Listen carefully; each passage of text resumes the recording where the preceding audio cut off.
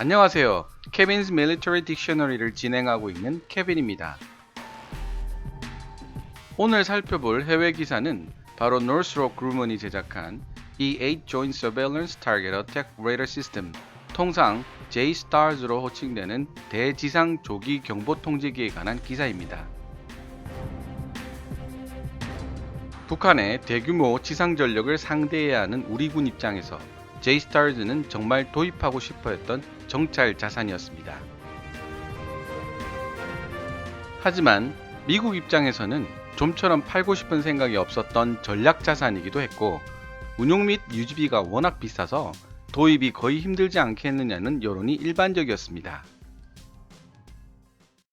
그러다가 최근 들어 언론을 통해 마치 금방이라도 도입이 될 듯한 분위기가 연출되다가 다시 흐지부지 되고 말았습니다. 유 용원의 군사세계에 따르면 J-STARS의 막대한 운용비에 대해 우리나라 공군이 난색을 표했다고 하는데요. 관련 자료를 해외 기사로 찾다가 정작 미국은 더 이상 E-8 J-STARS 프로그램을 유지하지 않고 폐기하기로 했다는 내용을 발견하게 되었습니다. 미국 인터넷 언론 spacenews.com에서 2018년 3월 31일에 올라온 기사입니다. 이 당시만 해도 J-STARS를 퇴역시키겠다는 미 공군과 계속 유지하겠다는 미 의회의 대립이 팽팽한 상태였습니다만 2018년 7월에 최종적으로 J-STARS 프로그램을 유지하지 않는 쪽으로 결론이 났습니다. 그렇다면 핵 잠수함과 더불어 절대로 해외에 판매하지 않는 전략자산이라고 애지중지하던 J-STARS를 미국이 폐기하기로 한 이유를 알아야 하지 않겠습니까? 미국과 우리의 전략적 상황은 매우 다르긴 하지만 그들이 J-STARS를 포기하는 이유를 알아두는 것은 이제 앞으로 J-STARS 같은 대지상 조기 경보기를 운영해야 하는 우리 입장에서 유용한 정보가 될 수 있으리라 생각합니다. 그래서 관련 기사를 전문 번역해 봤습니다. 기사를 본격적으로 소개하기에 앞서서 시청자 여러분들의 이해를 돕기 위해 기사 내용을 몇 가지로 분석 요약해 보겠습니다. 1. 도널드 트럼프 미 대통령이 당선된 이후 백악관은 미군 수뇌부에게 국제적인 대게릴라전이 아니라 중국과 러시아와 같은 치열한 접전이 펼쳐질 수도 있는 나라를 대상으로 하는 전략 수립을 요구하고 있다. 따라서 중국과 러시아처럼 현대적 대공망을 지닌 국가에서 작전을 수행할 경우 일반 여객기를 개조한 J-STARS는 속도도 느리고 덩치도 커서 살아남을 가능성이 극히 적어진다. 2. 만약 전투 중 J-STARS가 격추된다면 지상에 있는 육군과 해병대는 그야말로 눈뜬 장님이 되어버리는 최악의 사태가 발생할 수도 있다. 따라서 미 공군 수뇌부는 J-STARS의 정찰 기능과 전투 통제 기능을 우주로 옮기려는 계획을 세우고 있다. 3. 우주 궤도상에 존재하는 많은 레이더 감지 위성을 하위 통신 연결망을 이용하여 연결시키면 전 지구를 범위로 정찰이 가능해진다. 하지만 이는 전장에서 수천 킬로미터 이상 멀리 떨어진 곳에서 정찰한다는 것을 의미하기 때문에 전장에 대한 상세한 상황 판단이 어렵다는 단점이 있다. 미 공군은 스텔스 기능을 갖춘 F-35 전투기와 무인 드론을 통해 현장에서 수집된 정보들로 이런 단점을 보완하겠다는 구상을 가지고 있다. 4. 하지만 여러 이해관계에 얽매여 있는 미국 의회의 반대가 만만치 않았다. 미 공군이 근접 지원 항공기 A-10을 퇴역시키고 싶어 했지만 미 의회의 반대로 무산된 것처럼 말이다. 하지만 이 기사가 나온 지 3개월 뒤인 2018년 7월에 미 의회가 J-STARS의 차기 후속기를 개발하지 않겠다는 미 공군의 의사를 최종적으로 받아들였다.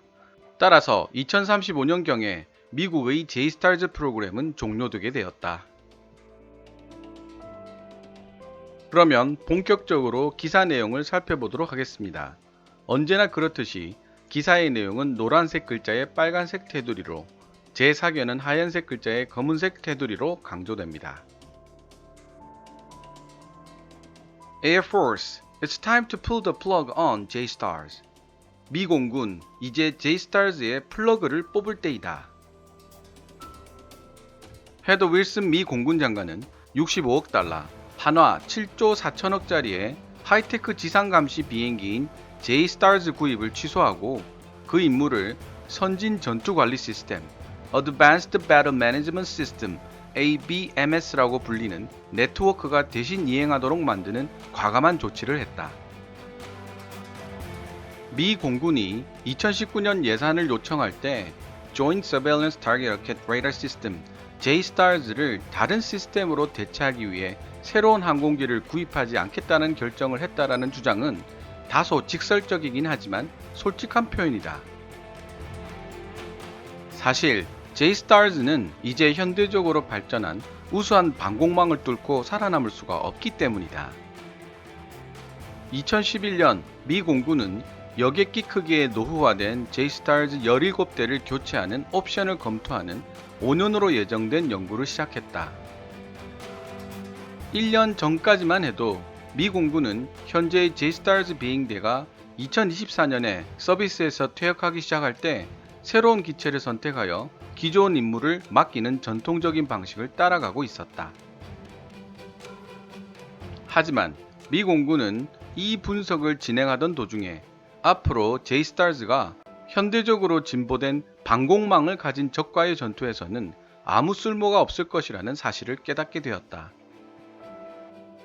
미 공군 참모총장 데이비드 골드페이는 최근 의회 청문회에서 이러한 생각을 설명했다.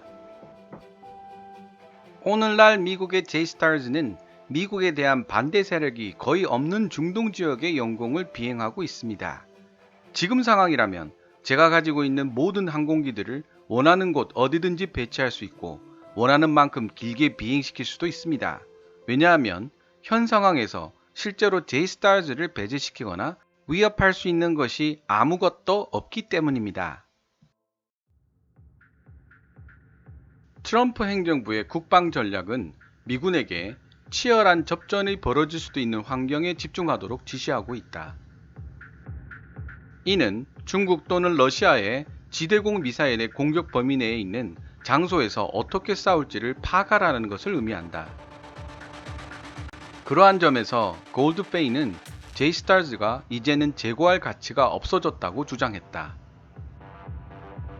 중국과 러시아는 우리의 비대칭적인 이점이 무엇인지 잘 알고 있으며 우리에게서 그런 비대칭적 이점을 제거시킬 수 있는 능력에 집중적으로 투자해오고 있습니다.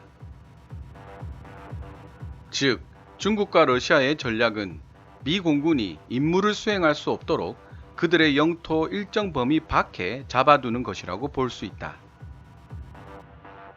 만약 전투 중에 J-STARS가 격추된다면 지상에서 전투 중인 미 육군은 눈뜬 장님이 되어버릴 것이라고 그는 말했다. 동시에 이 모든 것이 공군으로 하여금 전통적인 플랫폼 해결책은 더 이상 효과가 없을 것이라는 결론을 내리게 했다고 헤더 윌슨 미 공군 장관이 미 의회에서 의원들에게 설명했다. J-STARS의 지상 이동 표적 표시 기능과 전투 관리 명령 기능은 다른 장소에서 다른 플랫폼으로도 할 수 있다고 그녀는 말했다. 미래의 전투 관리 네트워크는 C-130, 무인 드론 및 F-35 전투기들이 보낸 데이터를 우주에 존재하는 정찰 자산의 센서로부터 가져올 수 있기 때문에 J-STARS에 비해 엄청나게 발전된 형태가 될 것이다. 전투사령관들은 바로 이런 미래형 전투관리 네트워크를 원한다고 윌슨은 말했다.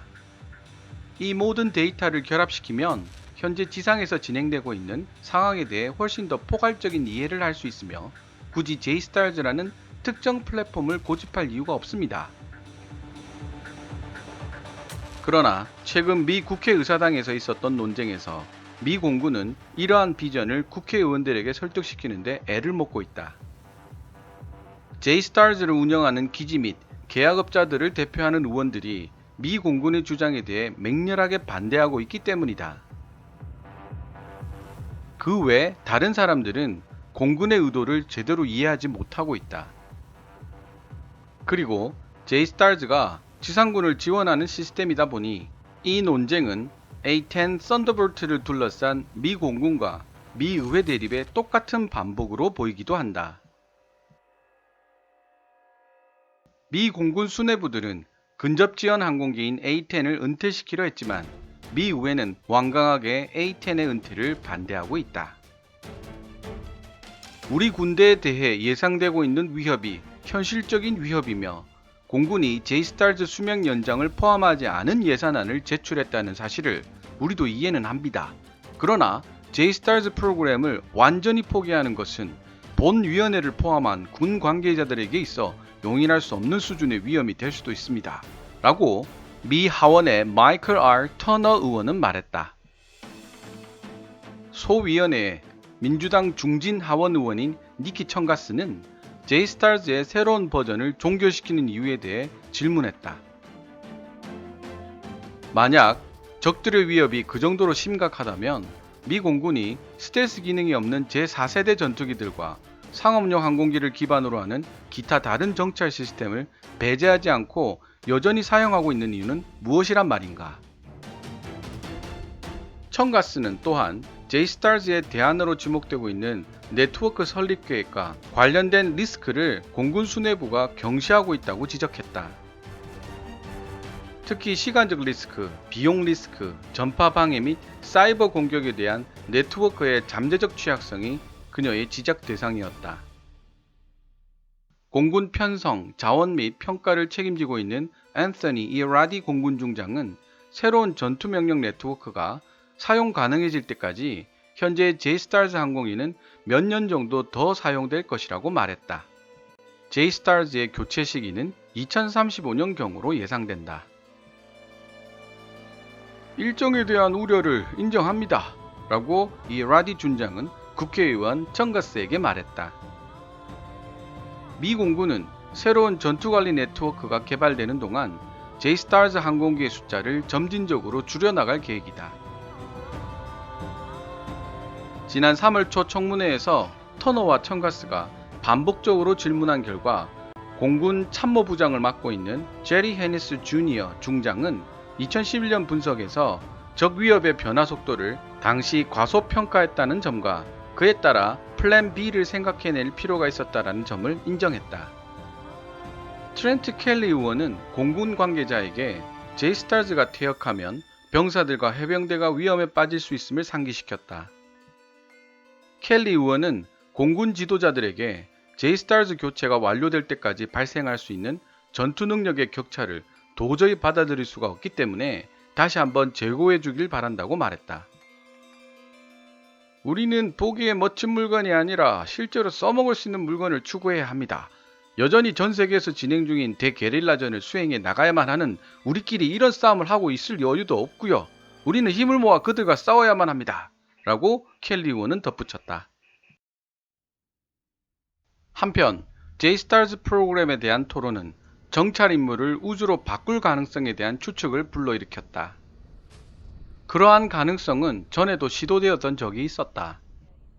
비록 실패하기는 했었지만 미 공군은 1990년대 후반에 국방고등연구기획청 달파 및 국가정찰국과 협력하여 지구 전체를 감시 범위로 제공할 수 있는 한 무리의 원격 레이더 감지 위성을 개발했었다. 하지만 이 프로젝트는 2000년 예산안에서 거부되어졌었다.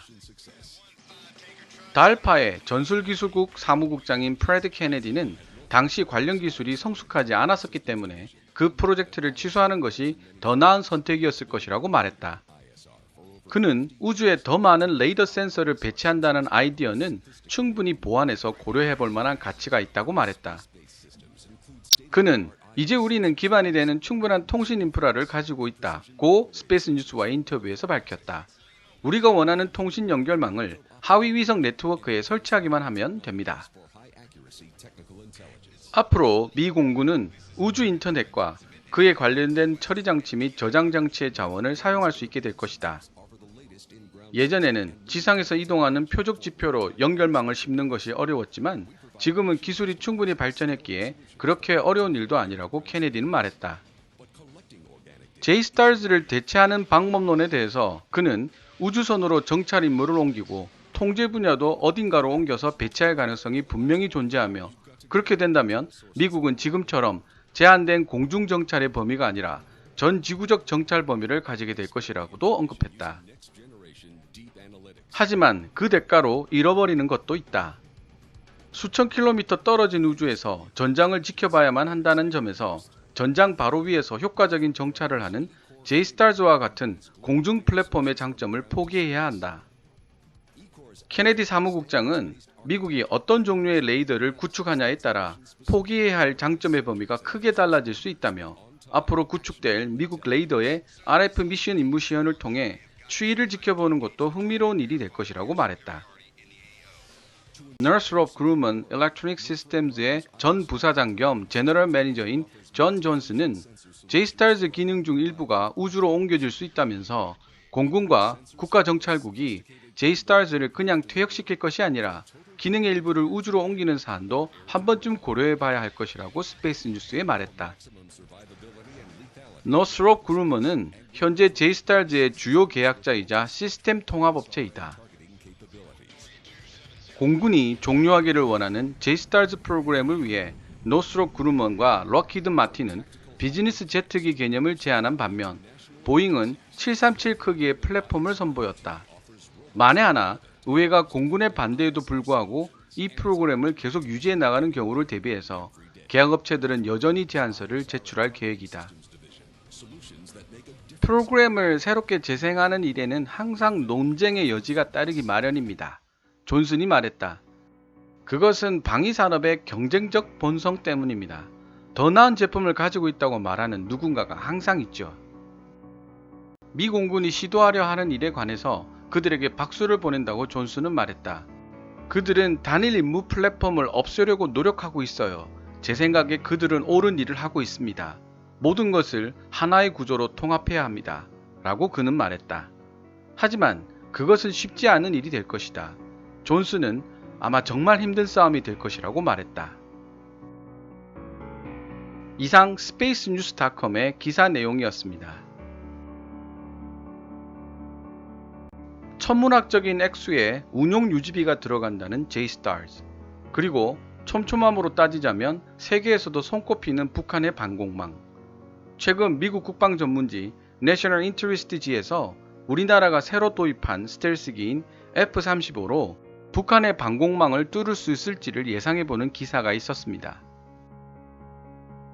그 기사는 이 다음 동영상으로 살펴보기로 하겠습니다만 북한의 방공망에 대하여 눈에 띄는 이야기 하나가 있었습니다. 대부분 북한의 방공망은 오래되고 수만 많은 것으로 생각하기 쉽지만 National Interest에 따르면 북한은 러시아의 S-300 방공망을 복제한 KN-6 방공망을 보유하고 있다고 합니다.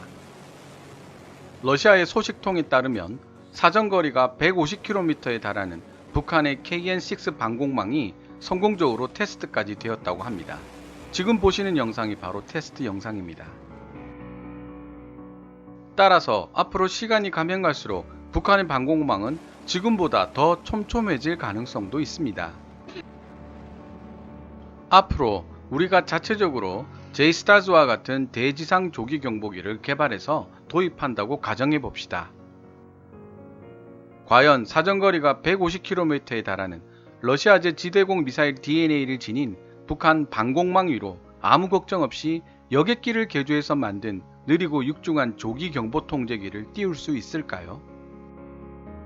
아니면 지금 진행 중인 한국형 군용 정찰 위성 개발 계획인 425 프로젝트에 따라 군사 위성이 확보되면 스텔스기인 F-35A와 무인 드론 글로벌 호크를 활용한 새로운 정찰 자산을 만들어내야만 할까요? 물론 미국처럼 우주에서 정찰을 하는 수준은 지금 우리나라의 현실로 볼 때 그야말로 그림의 떡이지만 말입니다. 여러분의 생각은 어떠신가요?